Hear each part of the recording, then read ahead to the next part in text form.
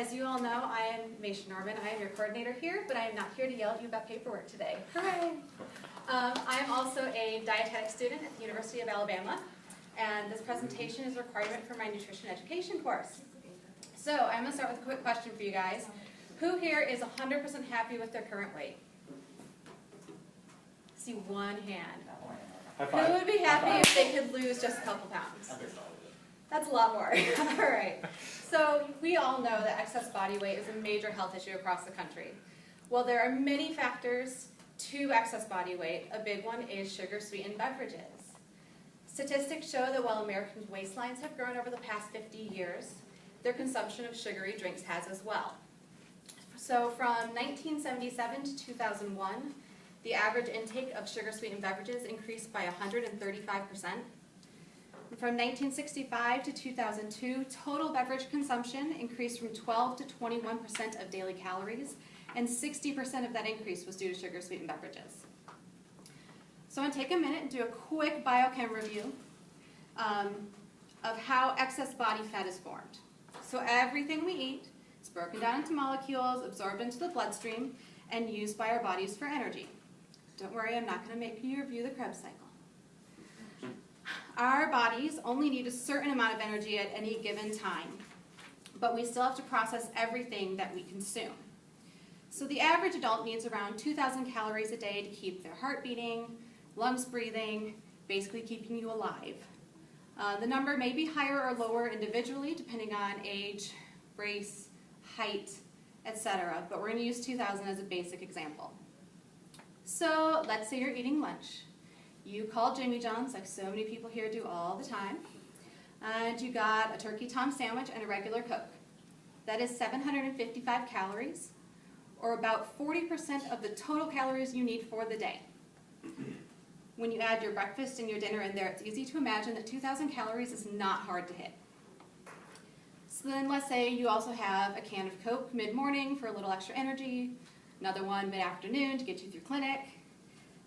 Each can of soda is about 140 calories, so there's another 280 calories right there.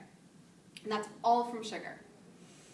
Your body takes that sugar, absorbs it, and turns it into energy if it needs energy right then. If it doesn't need energy, what does it do? Unfortunately, our bodies cannot look at those extra calories, say, hey, I don't need this right now, and throw them away. We either have to use them, or we have to hold on to them in case we need them later. So those extra calories are going to be converted into fat and stored somewhere on your body and your adipose tissue. But remember how easy it was to hit that 2,000 calorie mark earlier. So how likely is it that you're actually going to need those extra calories? So about a month ago, I sent you guys a survey asking about what sugar drinks you drink and how many you consume. Of the responses I received, about half of you drink sweetened coffee or tea at least once a week.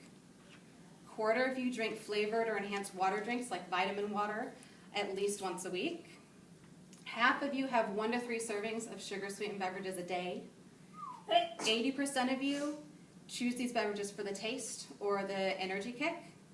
And only 3 people said that they were not concerned about the health effects of drinking those beverages. So let's talk about those health effects. When you take a swig of your soda, first place it hits is your mouth. Drinking 1 to 3 sugar-sweetened beverages a day increases your chances of developing a dental cavity by 30%. So if you do choose to drink sugar-sweetened beverages, make sure that you're keeping up with your oral hygiene as well, so that you can all keep your beautiful teeth.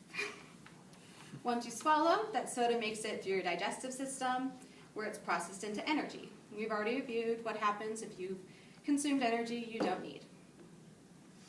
Because drinks don't make you feel full in the same way that solid food does, most people do not reduce the amount of food that they eat to make up for those added calories that they are drinking.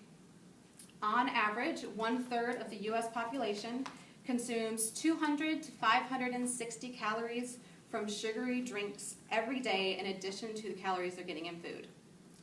So it's not surprising to hear that research shows that consumption of sugar-sweetened beverages is strongly associated with weight gain.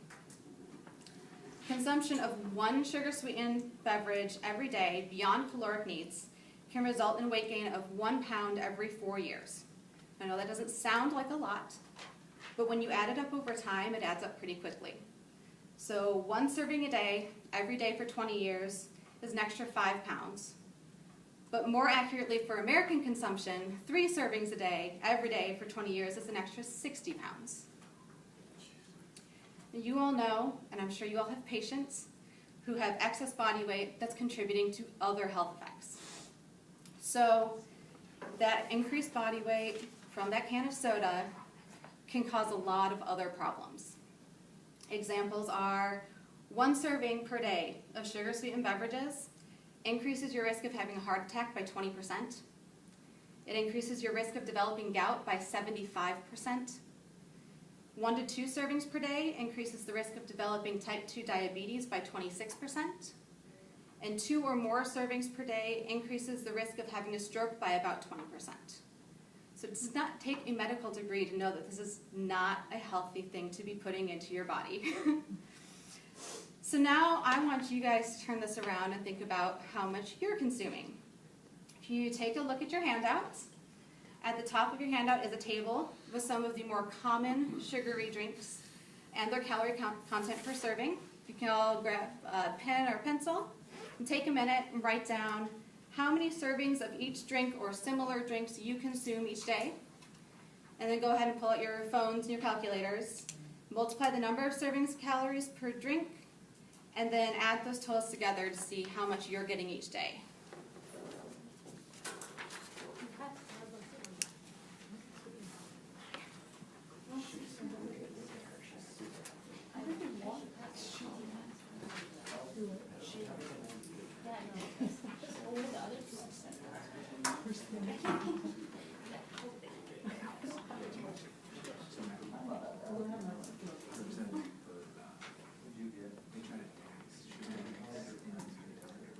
All right, so is anybody surprised by the number that they're seeing?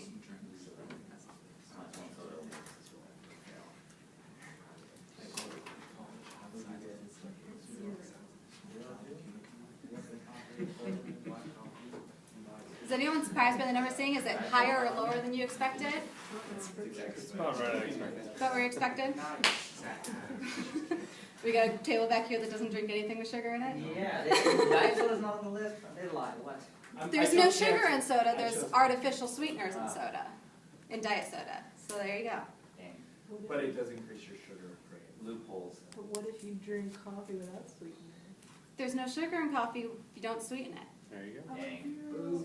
You guys are already covering the next part of my conversation here. So even if you aren't, I'm sure that you know people, family members, friends, patients who are drinking a lot of these sugary drinks. So what are ways that they can or you can reduce that sugar sweetened intake? Some ideas. Just drink water. Drink water. Water is great. Water is the best thing ever. No calories. What else? Diet. Coke. Diet Coke, yes. Diet soda does not have sugar in it, so it does not have the calories of sugar. However, diet soda is still very acidic, so it carries the same risk of dental cavities as regular soda. And I have a special note here on diet soda. Research shows that the use of low-calorie sweeteners is associated with larger waistlines and increased incidence of abdominal obesity. So even though you're not getting the calories from sugar, it is still contributing heavily to weight gain. So it's better than sugary soda, but it's still not good. How about other things? What about coffee drinkers who like coffee with a whole lot of sugar? No sugar. No sugar. If you can't tolerate the taste of coffee with no sugar, because it can be a little harsh, other options to recommend to people would be, like Breadco has their hazelnut coffee. That hazelnut coffee has no more sugar in it than a regular coffee, but that hazelnut sweetening makes it taste sweeter without actually having sugar. So things like that are great. I also add cinnamon to my coffee grounds before I brew it to get another flavored coffee without adding any sugar. For tea drinkers, suggest fruit-flavored teas. Twinings has several that don't have any sugar added to them. They have natural fruit extracts in them that gives them a sweeter flavor again without having to add as much sugar. Come on, guys. What else? Avoid alcoholic beverages. Avoid alcoholic beverages. The key with alcohol is Yeah, to you're avoid sugary mixers. Key with alcohol is avoid your sugary mixers. So your vodka with cranberry, that cranberry juice has a lot of sugar in it. If you can do a vodka soda instead of a vodka cranberry, that's going to save you a lot of sugar. Gin and tonic, that's another good one. Straight shots. What else? What about for people who don't like water? There's like these little sweetener drops. I don't know. Sweetener drops, although you have to be careful with the sugar or artificial sweetener in those Right, again. exactly. You can also add fresh fruit to water. It's a good way to sweeten it without adding a ton of sugar or a ton of calories. Though it does drop the acidity, so you gotta watch for those dental cavities again. Any questions? I will tell you that coming in over the next year or so, there's a big change to nutrition fact labeling. So over the next few months, I've already started seeing it in a few products. Nutrition facts labels are actually going to break out added sugar from natural sugar on the labels. So that'll make it a lot easier to identify some of those really high sugar and high processed drinks and foods. So something to keep an eye out for, let people know about, spread the word. Yeah.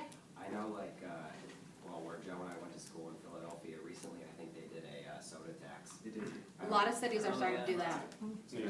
Other places that are, Yeah, a lot of soda taxes are coming out. And those have actually shown to be very effective at reducing obesity in cities that have enacted them because a lot less people are drinking soda. So that's another good one. Yeah. Do you know on the study with the artificial sweeteners, I'm always kind of wondering because I feel like I see people who are obese, overweight, and drink the diet sodas, but not change anything else about the diet. Yeah.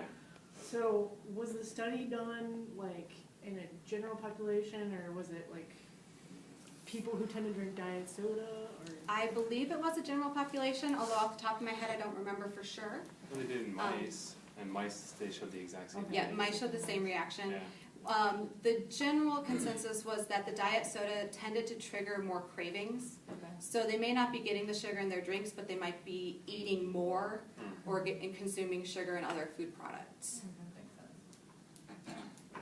And it probably causes cancer because everything does. Yeah, I had like 2 pagers of cancer statistics that I didn't even throw at you guys. Because any of these things that the sugar drinks can cause cancer, because everything can cause cancer. Yeah.